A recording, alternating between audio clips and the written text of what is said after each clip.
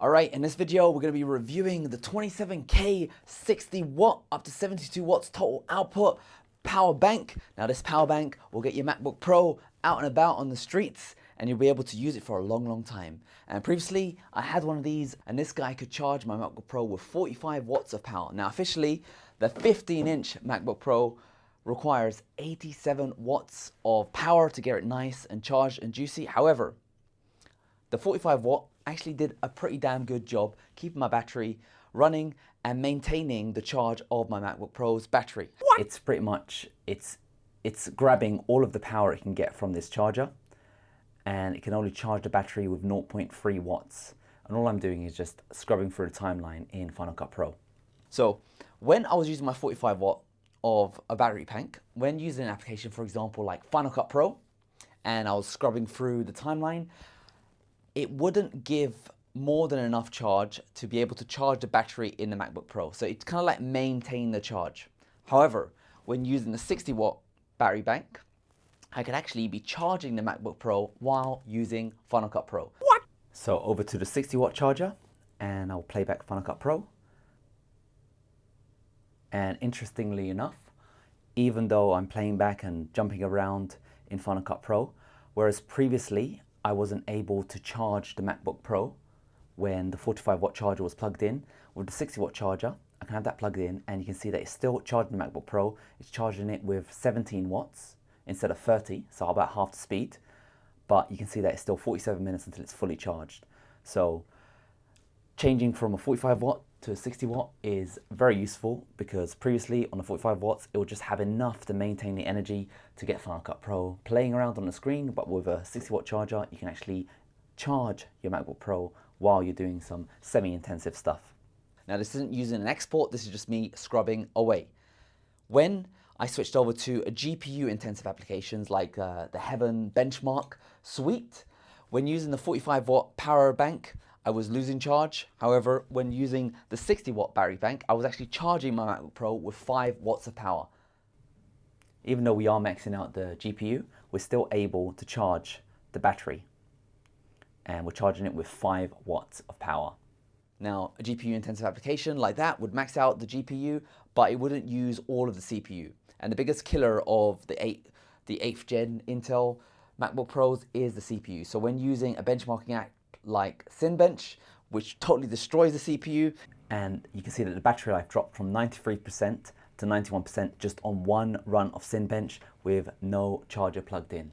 If you use that kind of application without any battery banks plugged in, it's going to reduce your battery life from about 5.5 hours to just 1 hour, even less than that if you continually run it over and over again. So that's a battery life killer. So I'd see my MacBook Pro's battery indicator drop from 93% to 91%. However, when I had 60 watt power bank plugged in, it dropped from 92% to 91%. So we've halved the rate of attack of this application, but this application is still going to eat up your battery life. That's when you're maxing out the CPU. But overall, when I'm using applications on their own, for example, even Final Cut Pro, scrubbing through that, it was able to charge the MacBook Pro, and it was even able to charge a MacBook Pro using a gaming kind of application with GPU intensive. So I am actually very pleased with the quality of this battery bank. And I've done it. I'm the king. Oh, yeah. My friends, this comes all the way from Signet. Look, check it out. 27K. It's a lot of moolah there. 27K USB-C. 16 hours of laptop use. It charges up to 72 watts for multiple devices or 60 watts for one. This will get your MacBook Pro almost at 100% charge. Look at that. Supports a MacBook Pro 15-inch. You see that right there? 15-inch MacBook Pro, 10 hours. That's one full complete charge for a MacBook Pro. I'm excited to be using this because, my friends, this is my first Signet. As you can see here, I've got a 20K USB-C. This one goes 45 watts of charge for the MacBook Pro, so I'm upgrading that to 60 watts, and I'll be showing you exactly how it performs. All right. So there it is.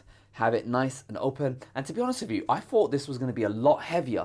But, okay, it is slightly heavier than the 20K version, and it is bigger, but I don't actually notice it when I'm holding it on its own. It just feels like a regular battery bank, whereas this guy is slightly lighter. So, okay, so it is slightly heavier, And it is slightly wider than the old one, but it gets you an extra 7K and it gets you a faster charging MacBook Pro. Let's see the features here. You got a USB, you got a USB-C, and you got a USB-C again. So that's two. USB-C was previously, there was two USB-As and one USB-C. So out 12 watts, that's USB-A, out 12 watts, that's USB-C, and out 60 watts, that's USB-C as well. So you can be charging your MacBook Pro with this one over here, and you charge this battery bank with that one over there. And to charge the battery, I'm just using my MacBook Pro's charger. And as soon as you plug it in, you should see some lights. Now notes, this one requires 30 watts of power to charge, so I'm using my MacBook Pro's charger to keep it juiced up. As you can see, that's what it looks like when it's charging. 1 bar all the way up to the green one.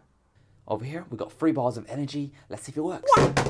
All right, we've got our MacBook Pro all nice and ready. Now you do get a charging cable with this battery bank, but unfortunately it's USB-A to USB-C, so we can't be using this with a MacBook Pro. But I have with me here Signet's USB-C to USB-C, and this guy will be able to plug into a MacBook Pro. Of course, you can use your standard MacBook Pro charger if you already got one. Reason why this is a good one, it supports up to 100 watts of power to charge, and this one is a double rugged cable, so it supports 20,000 bend cycles. So you can bend this to your heart's desire, and things will be good. So let's open her up. There you go. We got a nice, beautiful chrome finish, beautiful rugged cablery. First up, let's plug this into the end port. So it gets up to 60 watts, which is the full specification for this MacBook Pro. So we can see right there, it does say that it's charging. And using coconut battery, we can see that it does say that it's charging. And right now it's charging at 1 watt. And if you give it a little moment, and on the next update, it's saying it's actually charging at 20 watts. So that is more than enough to power this MacBook Pro, the 13-inch, as well as give it 20 watts of charge. All right, so this is the big test. We got, was this Theme Hospital, 2 Point Hospital playing over here. And if you check out activity monitor, we got our GPU being used, our CPU is being used, and look at that, loads of apps. We've got Chrome, PowerPoint, Word, activity monitor, all the good stuff. And we're still able to charge this laptop at 2.24 watts. So this guy is more than capable enough on keeping this 13-incher beefy, but the real test we want to see is how it copes with a 15-incher. So 3, 2, 1. All right, so I've left my Mac alone for around 20 minutes, and I've got loads of apps open. I've got Chrome, I've got Xcode, I've got Final Cut Pro, Cinebench, and UDGen. And just looking at the stats, we can see that my battery is currently draining at 20 watts. And we can see that the chart in the last 20 minutes has gone from 100% all the way down to 90%. So I've lost 10% in 20 minutes. I'm gonna plug in my 60 watt charger. So it says right here it's gonna take 51 minutes to fully charge the battery, 51 minutes until full. And it's charging with a 60 watt power adapter and we're feeding in 30 watts. So it's powering the battery inside with 30 watts, and it's gonna take another 47 minutes now to fully charge this Mac with all these applications in the background. I'm gonna switch over now to the 45 watt. So this guy is also charging, the 45 watt charger, and you can see that it's using the 45 watt power adapter. It's charging at 20 watts, and it's gonna take about 1 hour and 5 minutes to fully charge. So they're both charging the MacBook Pro with all these apps in the background. So that's really good news. Now the problem with using one of these chargers is when the apps are in use heavily, you're gonna struggle. So let's just watch this. So Final Cut Pro is a pretty safe app if you're just scrubbing through with not much effects going on. So you can see that the CPU is hovering at 10 watts over here. So we're at 6 watts at the moment. So nothing much is happening there. But you can see that it's switched over to not charging. So it's pretty much, it's grabbing all of the power it can get from this charger, and it can only charge the battery with 0.3 watts. And all I'm doing is just scrubbing through the timeline in Final Cut Pro. So over to the 60 watt charger, and I'll play back Final Cut Pro. And interestingly enough, even though I'm playing back and jumping around in Final Cut Pro, Whereas previously, I wasn't able to charge the MacBook Pro when the 45-watt charger was plugged in. With the 60-watt charger, I can have that plugged in, and you can see that it's still charging the MacBook Pro. It's charging it with 17 watts instead of 30, so about half the speed. But you can see that it's still 47 minutes until it's fully charged. So changing from a 45 watt to a 60 watt is very useful, because previously on the 45 watts, it would just have enough to maintain the energy to get Final Cut Pro playing around on the screen. But with a 60 watt charger, you can actually charge your MacBook Pro while you're doing some semi-intensive stuff. Now, let's switch over to doing some super intensive stuff. For example, Cinebench. Now, this is gonna completely eat up the CPU and the power. So when this benchmark test is running, it hogs 70 watts of power purely from the CPU only, so 70 to 50 watts. And this is just gonna eat up as much of the battery life as possible.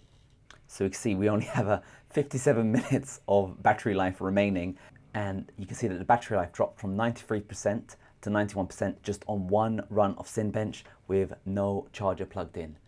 So now that I've got the 60 watts charger plugged in, let's run the same test and see what happens. So whereas previously we went from 93 to 91, here we went from 92 to 91. So we've halved the rate of attack of this application, but this application is still going to eat up your battery life. That's when you're maxing out the CPU. If you're doing a GPU sort of application, even though we are maxing out the GPU, we're still able to charge the battery, and we're charging it with 5 watts of power. So using the 45 watts, you wouldn't be able to charge this MacBook Pro because it only does 45 watts. This one gives you an extra 15 watts, which actually allows you to run GPU intensive applications and still charge. But of course, if you use CPU intensive applications like Cinebench, which is a bit unrealistic, it will eat up your battery life even with one of these big 60 watt chargers plugged in.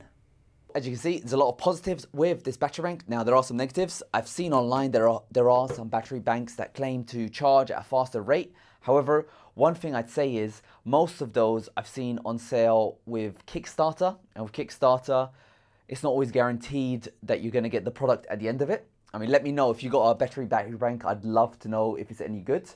I have contacted a few and I haven't got any email replies, so I don't know what the situation is there. I personally have bought a few things from Kickstarter and I haven't actually received everything. I did receive some things though, like the Oculus Rift, so you could get lucky, but at least when you're getting it from a brand like these guys, you do have a warranty, so any problems, you can contact them and you have the full force of the government to help you out.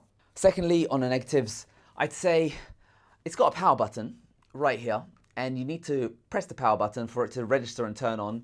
However, I don't understand why you need a power button. I guess it's to ensure that it doesn't drain the battery, but personally, I kind of like it when you just plug it in and it just goes ahead and recognizes that it's plugged in and starts away. But I guess the power button is there to make sure that it doesn't drain when there's nothing plugged in. So maybe that's a good thing, maybe that's a bad thing, it depends on your preference.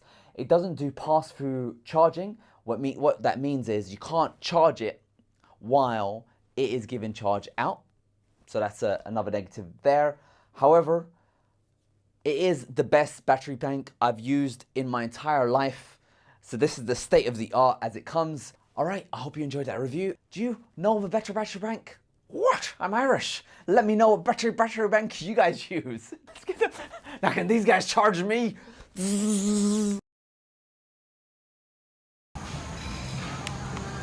My friends, it even charges your cameras.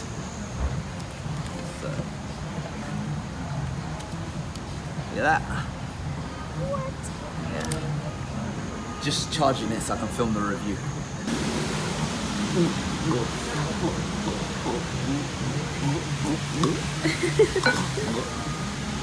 Sponsored by Pepsi. Maximum taste, maximum battery.